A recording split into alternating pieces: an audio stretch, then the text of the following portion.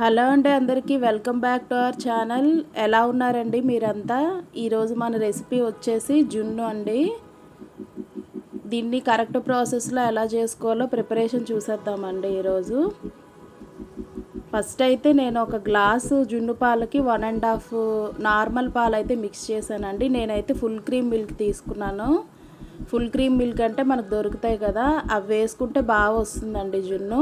లేదంటే మీరు normal packet పాలైనా, లేదంటే ఆవు పాలు, గేదె పాలు ఏదైనా మీ ఇష్టం అండి.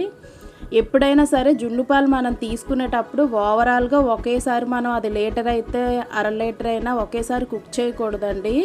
ఒక ట్రైల్ అంటూ వేసుకోవాలి. ఒక చిన్న గ్లాస్కి అసలు ఎంత అయితే నార్మల్ మిల్క్ మనకి పడుతుంది అనేది చెక్ చేసుకోవాలండి.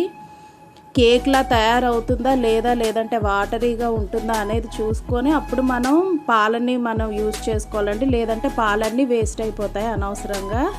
నేనైతే ఒక టీ గ్లాస్కి అయితే ముందు చెక్ చేసుకున్నానండి.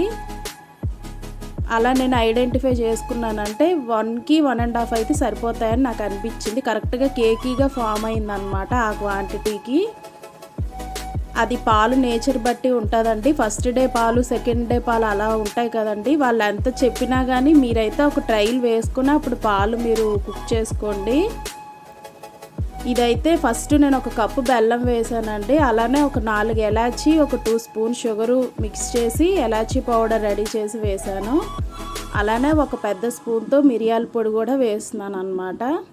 షుగర్కి బెల్లంకి క్వాంటిటీ అనేది ఉండదండి. ఎంత అనేది మీరు తినే స్వీట్నెస్ని బట్టి వేసుకోవచ్చు.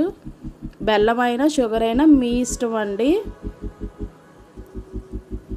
ఇవి బాగా మిక్స్ చేసేసుకోవాలి. స్వీట్ చెక్ చేసుకోండి, సరిపోనట్టుగా అనిపిస్తే వేసుకోండి. అది బాగా పాలల్లో డిజాల్వ్ అయిపోవాలి, బెల్లం ముక్కలు, షుగరు ఇదంతా.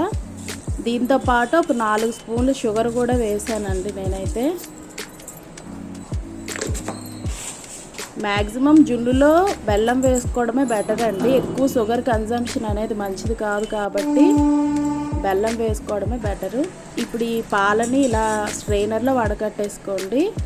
అందులో ఉండే ఈ మిరియాలు తొక్కలు లాంటివి, నెక్స్ట్ ఈ బెల్లంలో ఉండే డస్ట్ ఇదంతా ఉండిపోతుందండి స్ట్రైనర్లో. తినడానికి మనకి మధ్యలో ఇసుకలా అలా లేకుండా బాగుంటుంది అన్నమాట. ఇప్పుడు ఈ విధంగా కుక్కర్లో వాటర్ పోసి కింద ప్లేట్ పెట్టి నేనైతే స్టీమింగ్ కోసం రెడీ చేశానండి. దానిపైన ఒక ప్లేట్ పెట్టుకోవాలి.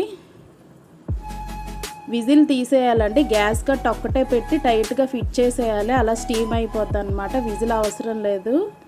ఒక 20 మినిట్స్ అయితే పట్టిందండి నాకైతే. కొన్ని పాలు ఏంటంటే ఎంత కుక్ చేసినా కానీ అది వాటర్లానే ఉంటుందండి, కేక్లా ఫామ్ అవ్వదు. పాలు నేచర్ బట్టి ఉంటుందన్నమాట. అందుకే మనం చెక్ చేసుకొని అప్పుడు హోల్ క్వాంటిటీ చేసుకోవాలన్నమాట. చూస్తున్నారు కదా, నాకు ఒక 20 మినిట్స్లో అయితే ఇలా కేక్లా తయారైందండి జున్ను.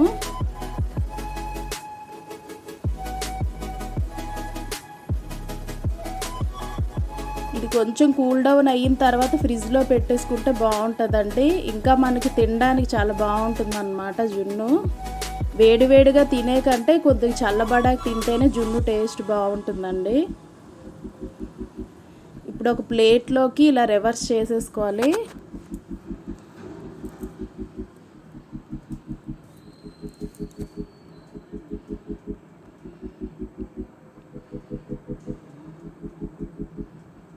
అంత పర్ఫెక్ట్ షేప్ అయితే రాలేదండి నాకైతే.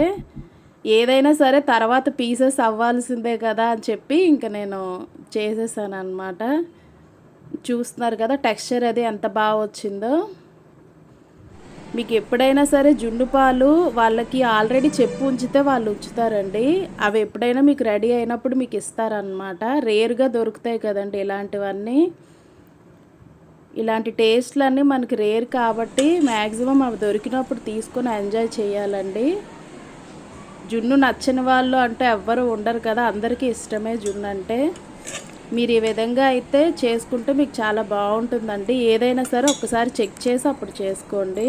బాయ్ అండి అందరికీ. Please subscribe my channel.